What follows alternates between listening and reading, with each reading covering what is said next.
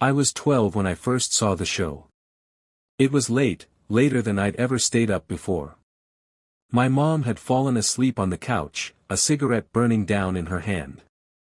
The room was dark, lit only by the electric blue of the TV screen, humming with static.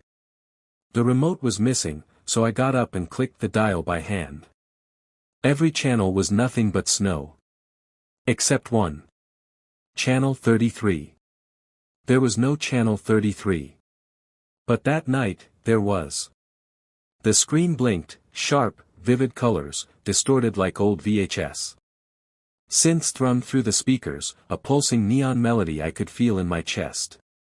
A title card appeared, flickering in pink and purple glitch light. I saw the TV glow. It looked like a kid's show, but wrong, the way dreams look like memories until you realize everyone has too many teeth. The main character was a girl named Aura, who wore a glowing mask over half her face. Her voice was calm, lilting, and warm, even when she said things that didn't make sense. The static door is open again, my friends. Hurry, before it learns your name. I remember that line exactly. The setting was a strange city, too bright, too empty, where shadows didn't fall the right way. People had blank faces. The sky was deep magenta. There was a lighthouse with no ocean, flickering like it was alive. Aura would travel through it every episode, looking for someone named Jem, her best friend who was trapped between signals. I watched in silence, transfixed. The world was fading around me. I didn't notice the time. I didn't notice my mother stirring awake behind me. Only when she screamed did I realize something was wrong. Her voice tore through the air like a broken siren. I turned, she was staring at me with a look of pure horror. She backed away, hand trembling, cigarette still burning down between her fingers. Don't you ever watch that channel again. Don't you ever turn to 33. You hear me? I tried to explain. I didn't understand. But she slapped the remote from my hand and turned the TV off. There was no glow. Just silence. Years passed. I never found Channel 33 again. But sometimes, in the crackle of broken speakers, the flicker of static on hotel TVs, the glint of unnatural light in the corner of my eye, I felt it. Waiting. I tried to forget. Until I met Eden. I was 17, alone in the library one rainy Friday when I saw her, hunched over a pile of microfilm like it was treasure. Her hair was long, dyed blue, her fingers ink-stained. There was something fragile and angry in her eyes. She caught me staring. Do you remember it? She asked without looking up. I didn't know what she meant. Channel 33, she whispered. I saw the TV glow. My heart skipped. You watched it too? I asked. She nodded slowly, like it pained her to remember. No one believes it was real. They think it was some weird dream. But I saw it. I remember Aura. I remember the lighthouse. Her voice broke. I remember the screams. We started talking after that. Sharing episodes. Descriptions. Scenarios too vivid to be fiction, like the peeling man who scraped faces off mannequins to wear like clothes. The moth church, where the stained glass blinked. The scene where Aura swallowed a reel of film and bled from her eyes as it unspooled through her fingers. No one else remembered. Not our classmates. Not the teachers. Not even the internet. It was like the show had been erased from existence. But not from us. One night, Eden handed me an old cassette tape. No label, just a strip of black magnetic tape wound tight. I found it in my dad's attic, she said. I think it's an episode. She was trembling. You have to watch it. But not with me. I can't. I can't do it again. I laughed nervously, but her face didn't change. Seriously, don't look at the screen for too long. It pulls. Back home, I dusted off the old VCR in our basement and plugged it into a small, static-prone TV. The second I slid the tape in, the screen flashed. That same synthetic melody flooded the air, warped, slower, deeper. Like it had decayed over time. The screen showed the title, but this time it was different. I saw the TV glow, episode, through the eye hole. Aura was there again, but her mask had cracked. Her exposed eye was dark, not human. It blinked sideways. The city was broken. Lights stuttered. Buildings bent toward the sky like they were trying to escape. People moved backwards. The lighthouse spun too fast. "Gem is calling," Aura said. "Can you hear her through the bleed?" I leaned closer. The camera pushed into a building I didn't recognize, a long hallway of identical doors, each with an eyeball painted on it. The walls pulsed. One door opened. Inside, the TV glow. And something else. Something behind the screen. It moved. I don't remember much after that. I woke up the next morning on the floor. My nose had bled. My ears rang. The tape was still running, spooling endlessly to nowhere. But the screen was black. I unplugged everything. I tried to burn the tape. It didn't melt. At school, Eden avoided me.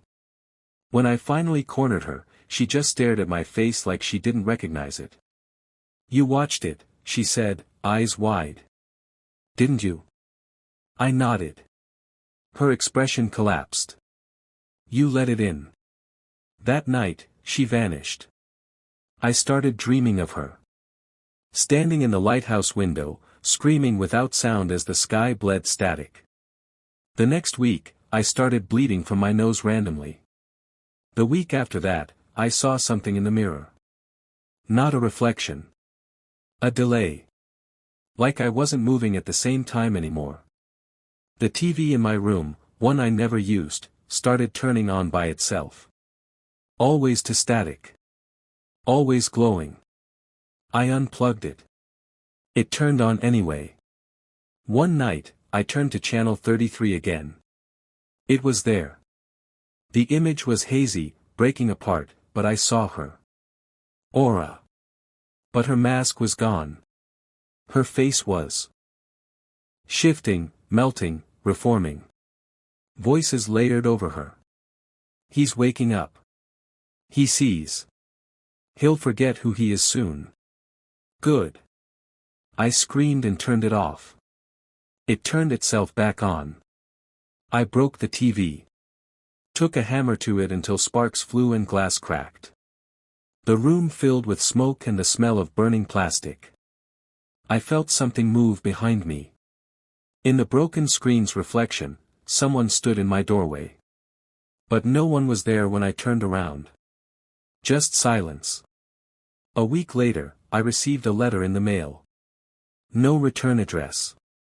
Inside, a single still frame from the show. A blurry image of me. Standing in the lighthouse window. Screaming. The photo haunted me. Me, in the lighthouse window. But not me. The version in the photo looked drained. Stretched thin, like time had melted the edges. My face was contorted into a scream, but the kind you have in dreams, where your mouth opens and no sound escapes. Behind me, the sky was pink and flickering, full of dark spirals that pulsed like open wounds. I tried to throw it away. But the next morning, it was under my pillow. Crisper. More vivid. At school, people had stopped looking at me. Even my teachers. I sat through class unnoticed. No one called my name. No one marked attendance. I raised my hand and wasn't called on. I bumped shoulders in the hallway and no one flinched. One girl walked through me. I went to the counselor's office. Asked for help.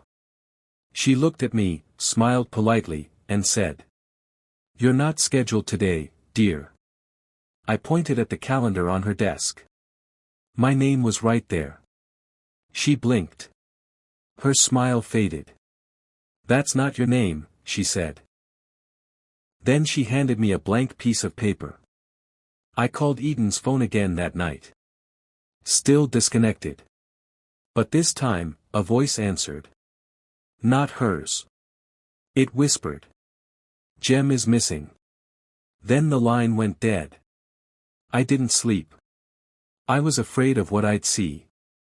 Instead, I sat in the dark and stared at the unplugged TV. Just watching. At 3:33 a.m., it glowed. Blue and pink static bled from the screen. A single word appeared in neon cursive. Help. I stayed home from school the next day. My mom barely noticed. She hadn't looked me in the eye in weeks. There was a knock at the door around noon. I opened it. A man in a delivery uniform stood there, holding a small cardboard box.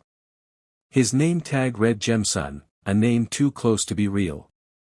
"I've got your copy," he said, smiling too wide. Before I could ask anything, he turned and walked away. I opened the box. Inside was a DVD, no case, no markings, just a handwritten label. The Lost Episode, GM. The basement TV was still shattered. So I brought it to the attic. An old boxy tube sat up there, still working, half buried under dust and plastic sheeting.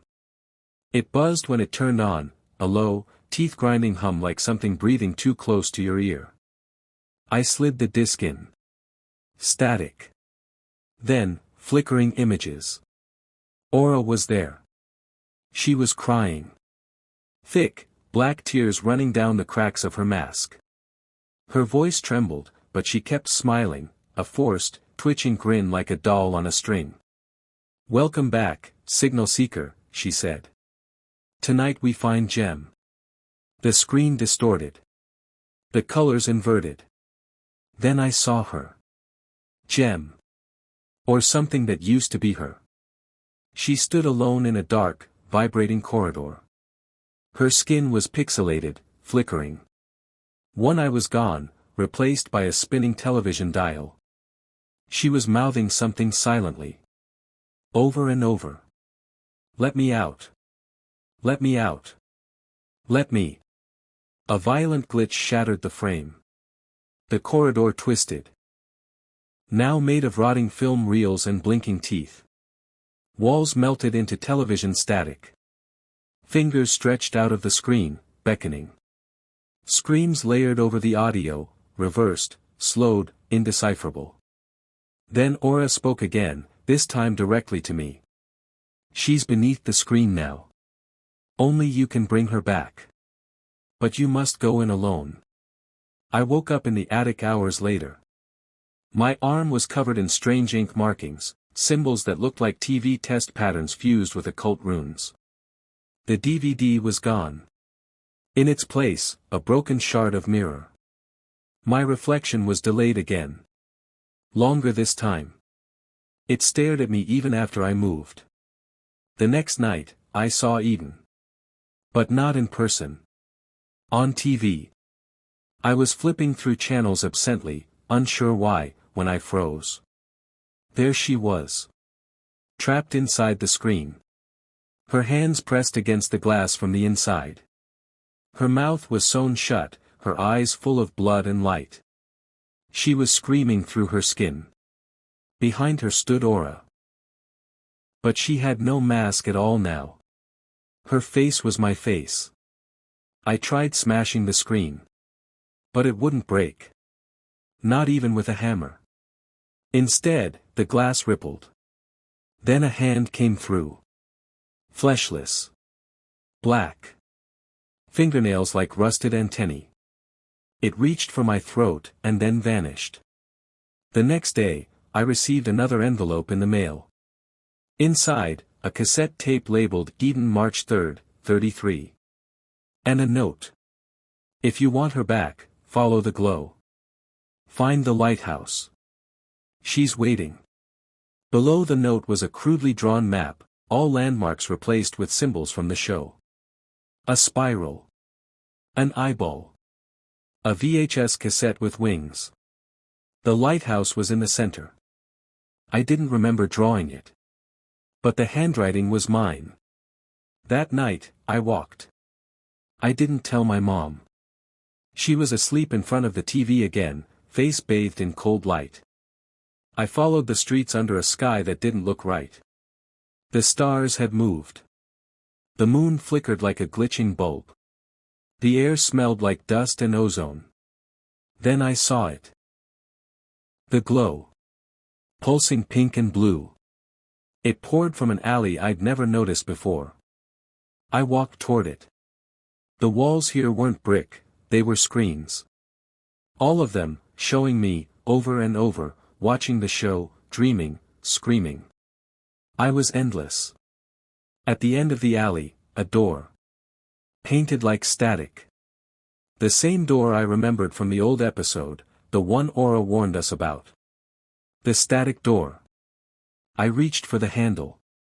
It was warm. It pulsed with light. I opened it. Inside, the corridor. Just like the show. Black, with a floor made of glass and static swirling underneath. Walls bent inward. TV screens floated, suspended in space, showing loops of Jem crying, Eden vanishing, Aura unmasking, my mother screaming, and me, walking deeper into the corridor. The deeper I went, the more things warped. My hands blurred at the edges. My footsteps didn't echo. I couldn't feel gravity anymore. Then I saw her. Jem. Real. Tangible. Standing under a broken exit sign made of flickering neon. She turned to me. Her mouth opened. Help. But her voice wasn't hers. It was mine. Then her face peeled away, torn off like film from a reel, revealing Eden underneath, her eyes black voids, her smile too wide. You shouldn't be here. You let it in. Now we're all trapped. The corridor shattered like glass. I fell through. When I woke up, I was back in my room. The window was open. The TV was on. Channel 33. Aura stood alone in the glow. She whispered. You found Jem. But you forgot yourself. Then she raised a mirror. I looked in. It wasn't me. It was her. Aura. Wearing half my face. Smiling. I don't know who I am anymore. Not fully. Every time I pass a mirror, I see less of me and more of her. Aura. Her eye where mine should be. Her half mask growing along my cheek. A flicker of white static in my pupils. Sometimes, I can hear her voice behind my thoughts. Sometimes, my voice speaks on its own. After I woke from the corridor, from whatever that place was, nothing felt real anymore. My bed was the same. My room was the same. But everything felt off by 1 second. Like reality lagged. When I moved, my shadow moved late. When I blinked, the world stuttered. And the TV wouldn't turn off anymore. Even unplugged, it glowed. Always on channel 33. I started hearing sounds from inside it. Not the show.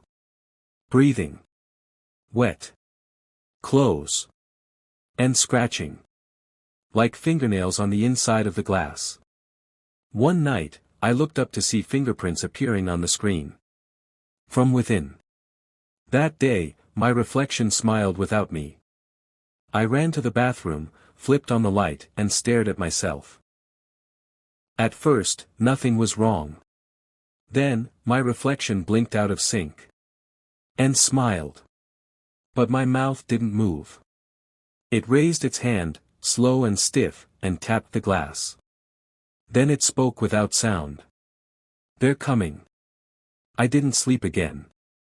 I couldn't. Every time I closed my eyes, I saw them. Children.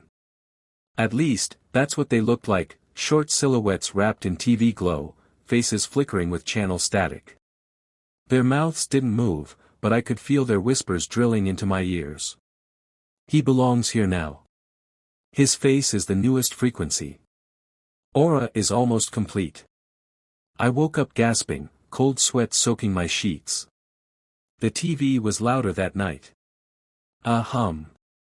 A drone. And voices speaking backwards. The next morning, every mirror in the house was cracked.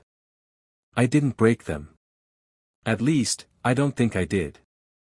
But each one had the same message scrawled across the glass in black ink that moved like liquid. The children of the static are waiting. Under it, a symbol. The same spiral I'd seen in the corridor. I skipped school again. I wandered through town, numb, watching people walk by like mannequins on strings. No one looked at me. No one made eye contact. A woman crossed the street to avoid me. A child burst into tears just seeing me. At one point, I looked into a car window and saw someone else standing behind me in the reflection. Aura. But her body was long and wrong. Her smile was made of antennae. By noon, the sky changed. It wasn't gradual. It just glitched. 1 second normal. The next, pink, like the show's sky. Clouds vibrated like VHS tape warps. Birds flew backward. Then I noticed the children. 5 of them. All standing motionless at the end of my street. All glowing faintly. Their eyes were TVs, tiny screens playing my dreams. They didn't move. They just watched. That night, I dreamed in static again. Except it wasn't a dream. I know that now. It was a broadcast. I was in the lighthouse again, but this time, I wasn't me. I was Aura. I could feel her skin on my bones. Her voice in my throat. The children of the static stood around me in a perfect circle, heads tilted. Each one had a mouth stitched shut with magnetic tape. Behind them, Eden. Or what was left of her. She was bound to the base of the tower by cords and wires. Her body pulsed with signals. Her eyes flickered between TV snow and pitch darkness. She looked at me, pleading. Then Aura's voice came from my mouth. You never turned it off. So we never left. So now you stay. I jolted awake in my bed. But I wasn't alone. They were in my room. The children of the static. Standing around my bed. Perfectly still. Perfectly silent. Each of their screens showed a different part of my life, in reverse, in fast forward, in ruin. I couldn't scream. Couldn't move. One of them stepped forward.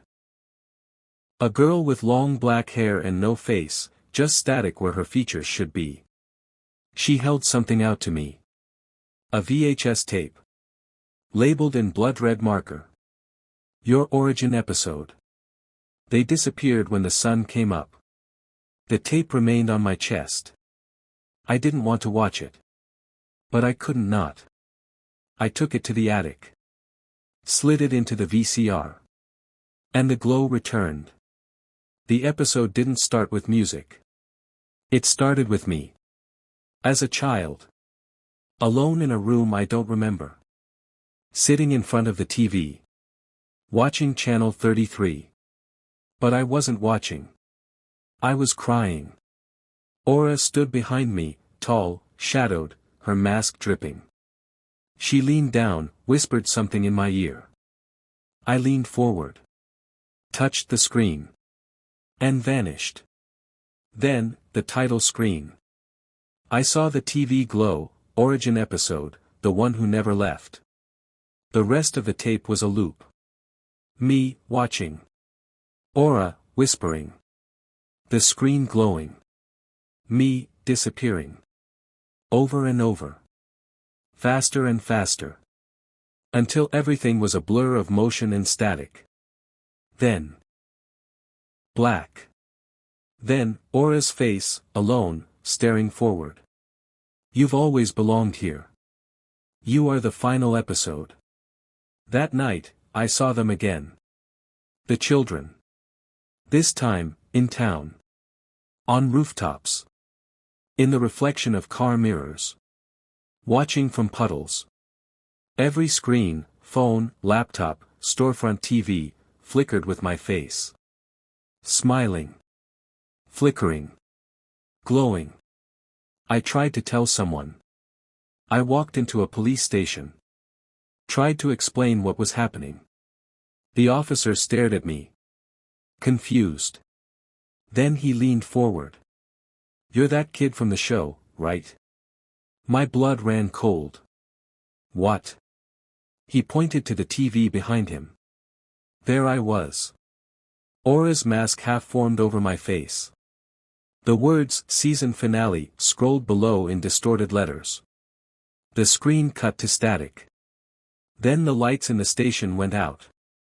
When they came back on, I was alone. Everyone gone. Just me. And the TV. Still glowing. Back home, the power was out. The only thing still working. The TV. Now massive. Taking up half the wall. The screen was no longer flat, it curved outward, like it was pushing into this world. Static fell like snow onto the floor. Aura appeared. She looked fully like me now.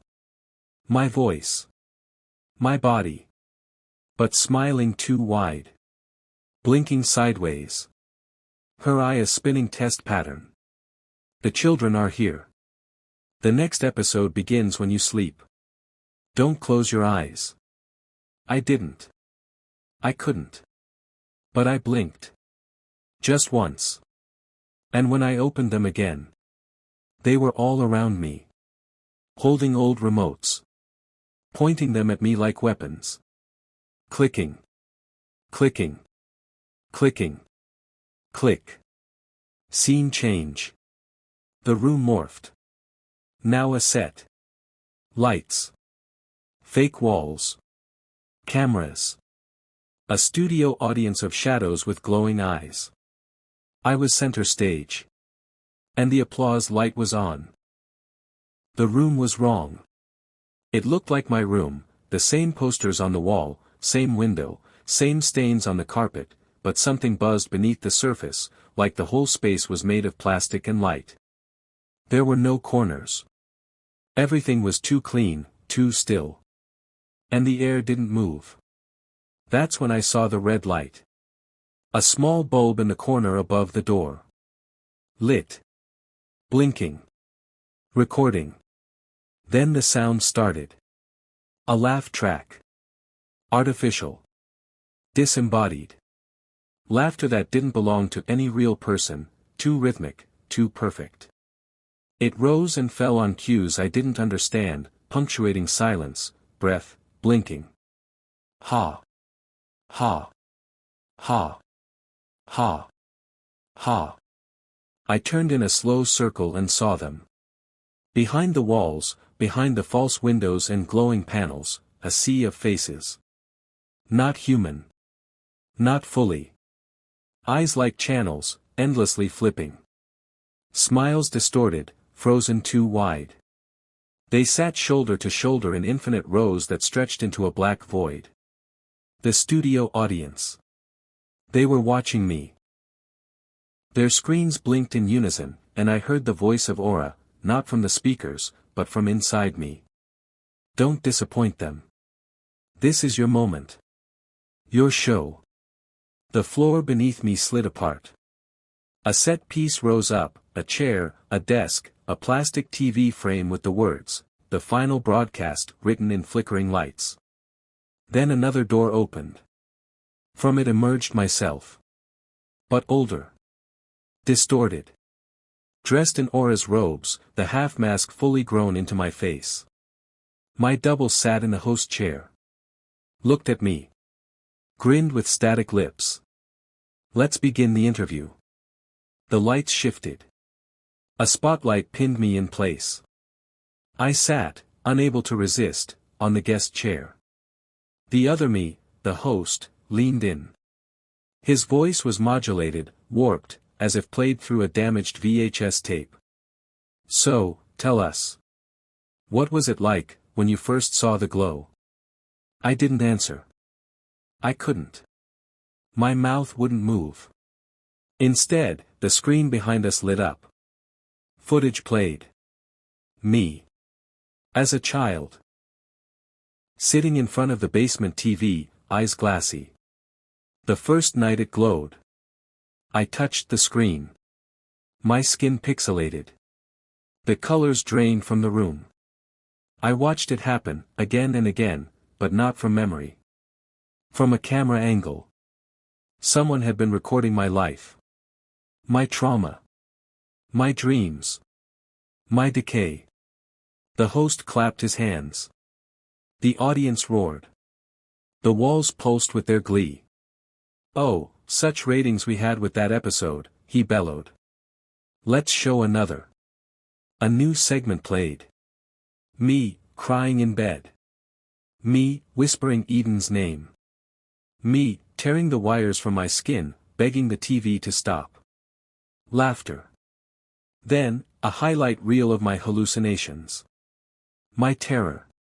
My descent. I tried to stand. Run. But the floor tilted. The set changed. Walls fell like cardboard. Suddenly, I was back in the hallway of my school, but with no ceiling, and an audience suspended above on catwalks made of cables and television guts. They cheered. Every time I took a step.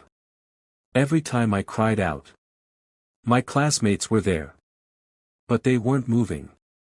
They were paused. Faces frozen, arms mid-motion. Their skin flickered with static. An aura walked among them, tapping their heads like remote buttons. One by one, they turned toward me. Eyes glowing. Chanting in unison. Channel 33. Channel 33. Channel 33. Then Eden appeared at the end of the hall. Her mouth sewn shut. Her hands bound in film. She looked straight at me, not blinking, not breathing. And mouthed. Turn it off. I reached for her. The hallway extended. No matter how far I ran, she stayed distant. Just out of reach. The lights above flickered, dimmed, and the floor gave out. I fell. Through static. Through commercials from my dreams. Through broken episodes of my life. Then I landed, not hard, but as if caught by invisible strings. I was back on the set. But now it was a game show. Bright lights. Buzzers. A spinning wheel. Aura, as the host again, stood center stage. Welcome back, signal seekers. Time to play, choose your reality. 3 doors appeared behind me. 1 red. 1 green. 1 white noise. Aura spoke. Behind one door, freedom. Behind another, madness. Behind the last, you. The audience screamed in delight. Chanting. Stomping. The walls vibrated. I moved toward the red door. Stopped. I felt something tugging on my hand. It was Eden. Or a projection of her. Her face now fully broken. TV wires weeping from her mouth.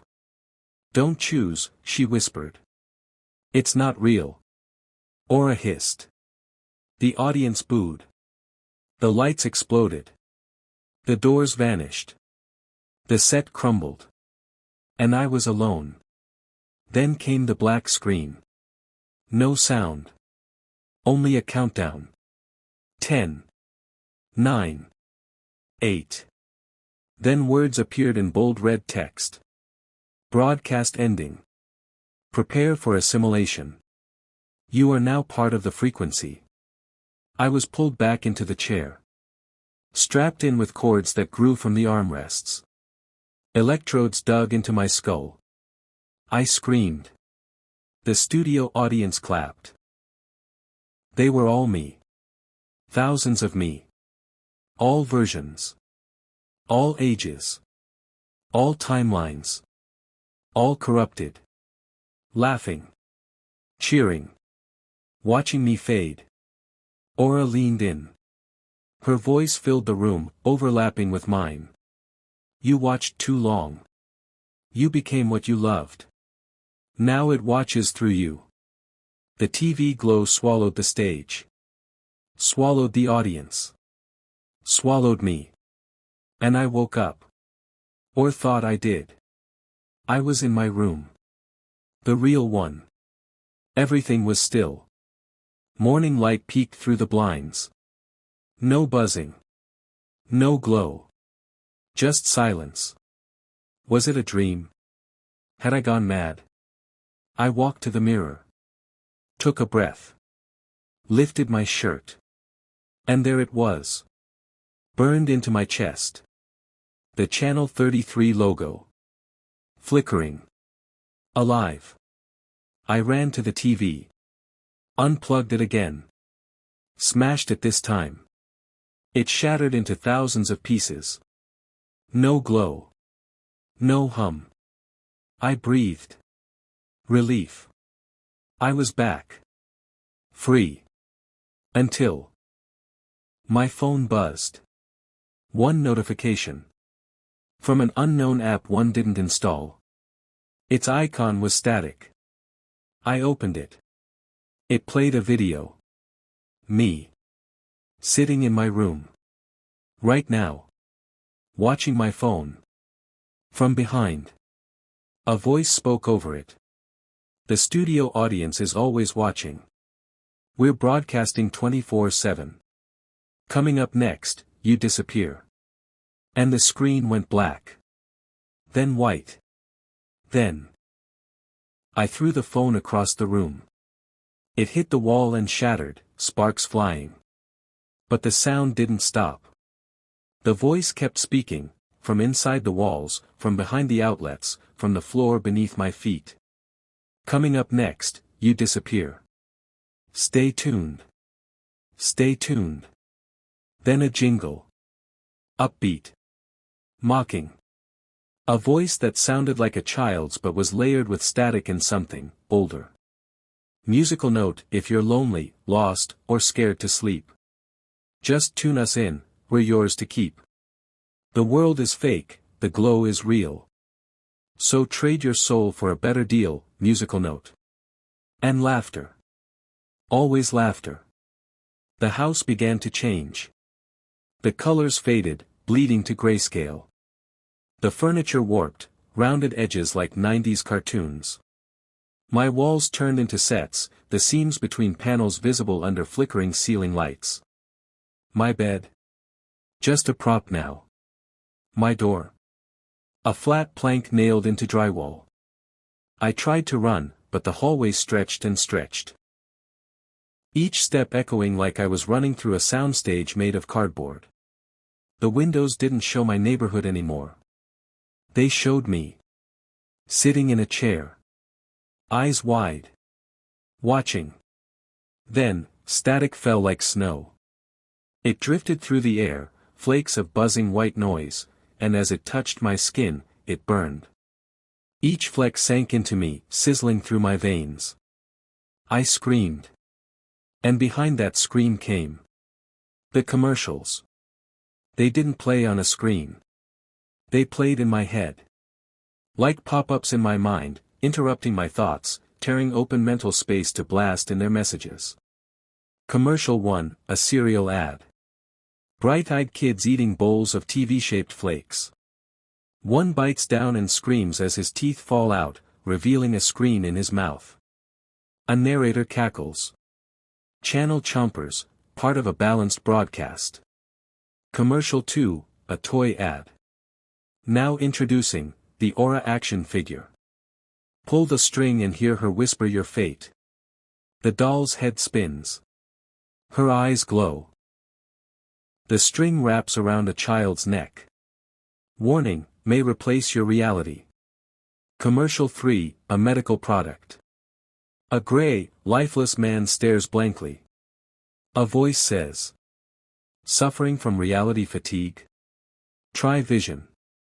Side effects include hallucinations, memory loss, and permanent soul dissociation. He takes a pill. His eyes become static. He smiles. Now I see clearly. Forever. I screamed and clawed at my head, but the ads kept coming, flooding my brain like flashing images on broken film. And beneath it all, the same soft jingle repeated. Musical note, watch long enough and you'll be free.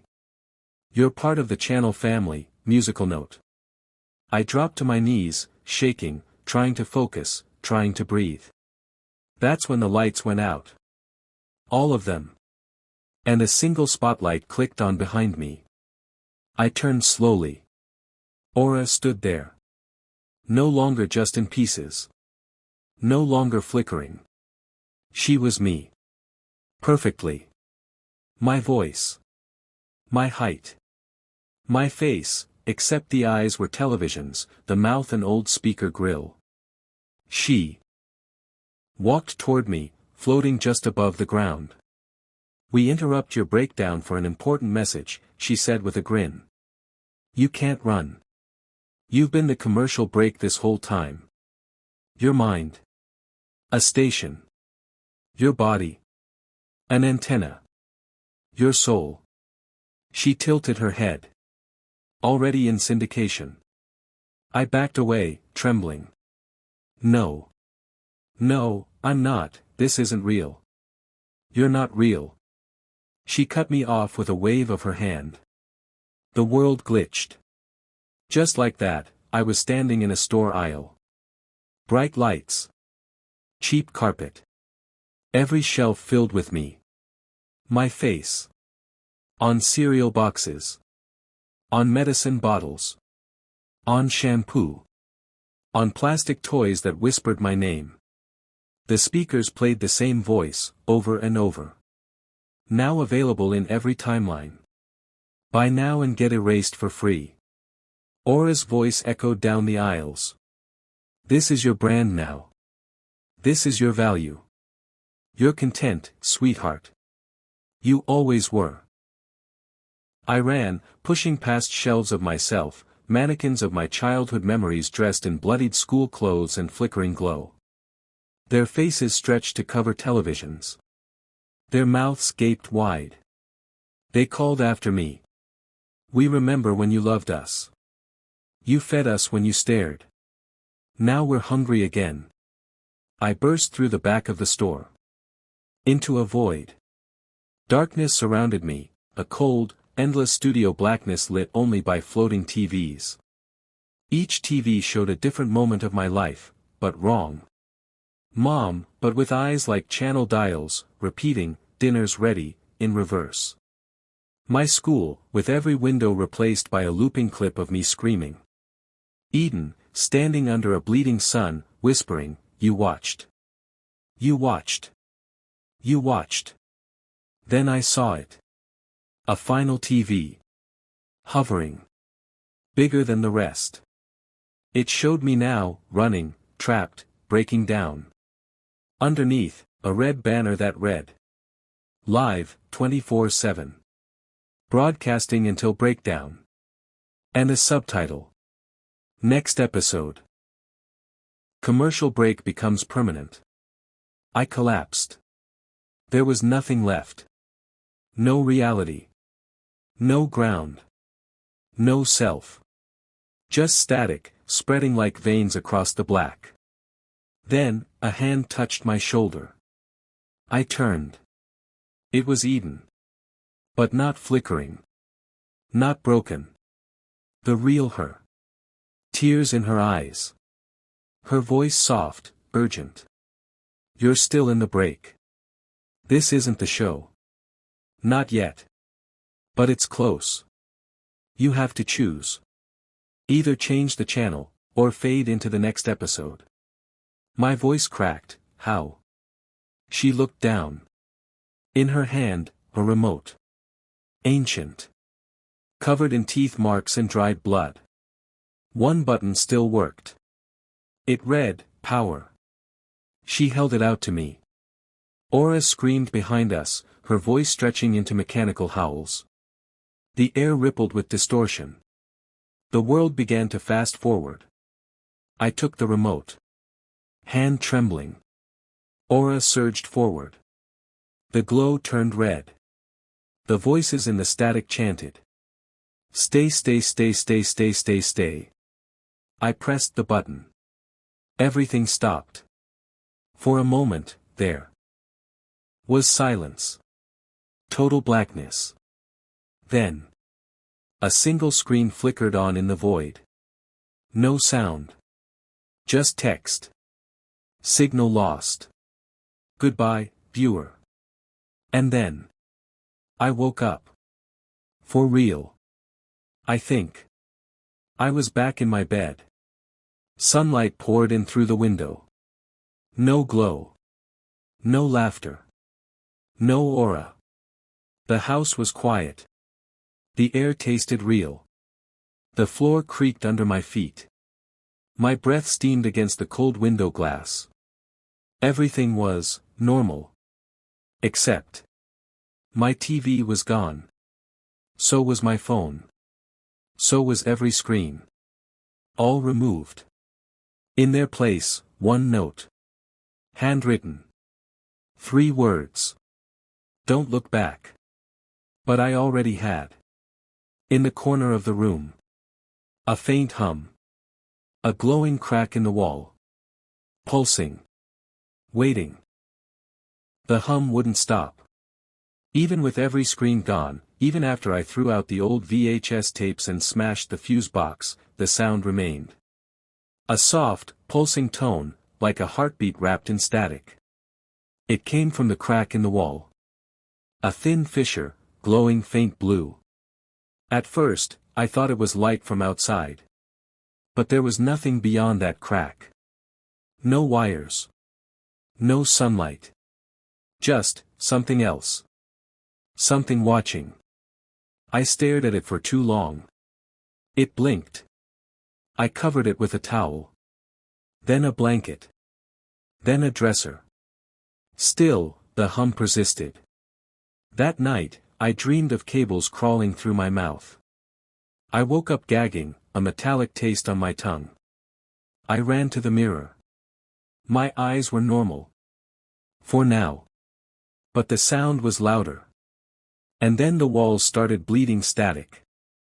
Not blood. Not mold. But static. A gray fuzz that fizzed and whispered as it spread in slow tendrils across the paint. Every spot it touched began to warp, photos glitched, surfaces distorted, lights dimmed. I tried to call for help. But my landline only played the Channel 33 jingle. Musical note, you're never really off the air. We're always, always, always there, musical note. The signal was spreading. I ran outside. The world was still. Too still. The wind didn't move. The sky didn't shift. Time had become paused. Like the world itself had been put on hold between scenes. Then I saw my neighbor. Mr. Finch. Frozen in his driveway, holding a rake mid-motion. His mouth wide, eyes locked open like a buffering video. When I touched his shoulder, his skin glitched, turning into pixels and fuzz, then snapping back. He whispered one phrase. Don't skip the ads. And then he turned to face me, his neck rotating too far, like a puppet on loose strings. He opened his mouth and a screen glowed inside. It played me. Running. Screaming. Bleeding static from my pores. I backed away, shaking. They're in everyone now, a voice said. It was Eden. She stepped out from behind the mailbox, wearing a hooded coat, her hands covered in film bandages. Her eyes glowed faint purple, not like before. Not like aura. She was resisting it. Or, something in her was. The signal's out. No turning it off now. You looked too long. I asked her, what do we do? She sighed. We stop trying to shut it off. And we find where it's coming from.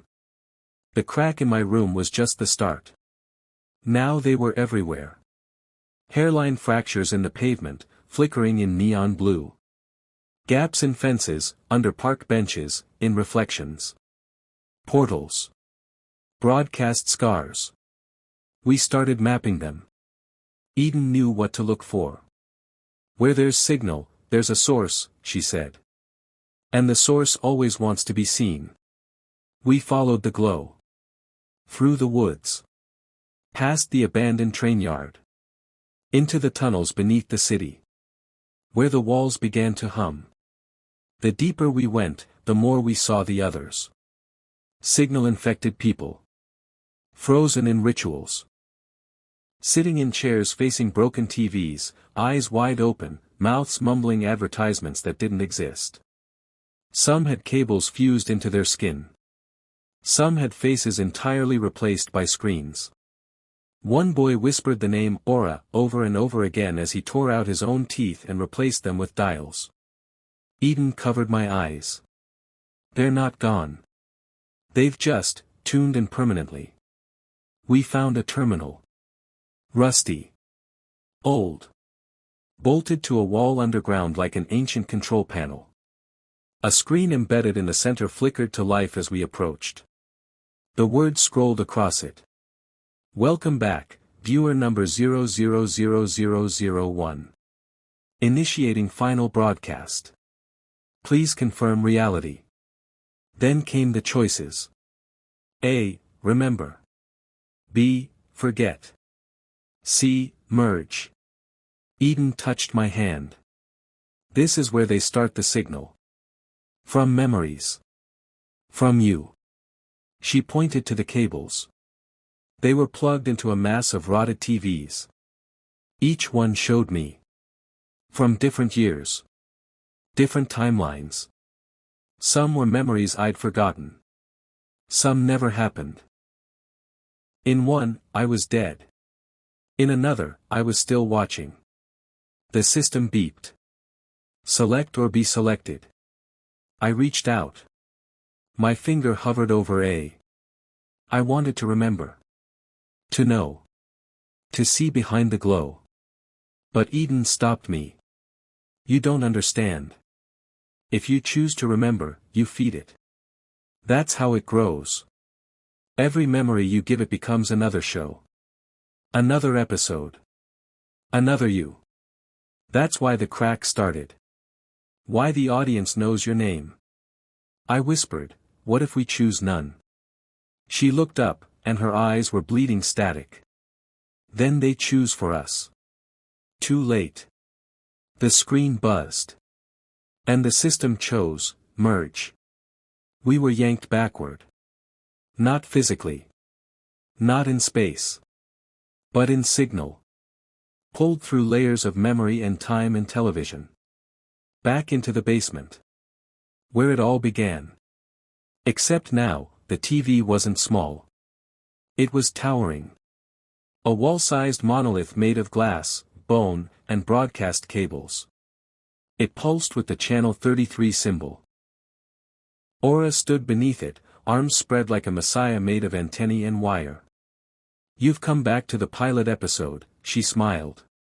Where you watched first. Where you opened the gate.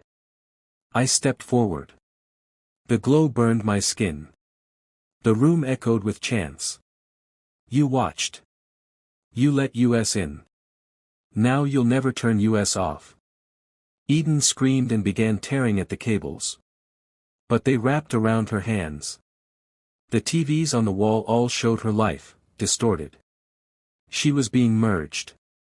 She looked at me and cried out. You have to rewrite the channel. It started with you, it has to end with you. I turned to the giant TV. The glow intensified. My vision warped. But I remembered. The remote. Still in my pocket. Its single power button. I held it up, shaking. The audience appeared behind the screen, a million dead-eyed versions of me screaming. No. No. No. No. No. Aura lunged. I pressed the button. Everything shattered. Silence. Darkness. No signal. No glow. No laughter. Just air. And wind. And real cold. I was lying in a field. Eden beside me, unconscious but breathing. The sky above, clouded. The world, unfiltered. And in the distance, the sound of birds. No static. No jingle. The show was over. Or so I thought. Until I saw the billboard. Just beyond the hill. It read. Now streaming, I saw the TV glow, Season 2. You're the star. And the crack was still there.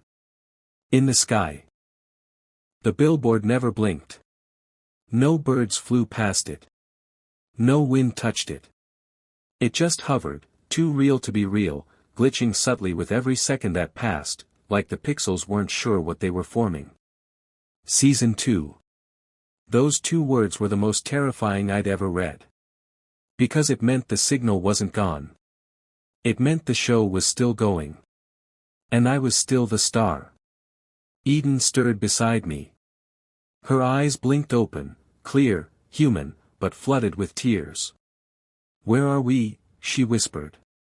I turned toward the horizon. The sky had split. Not with light. Not with clouds. But with programming.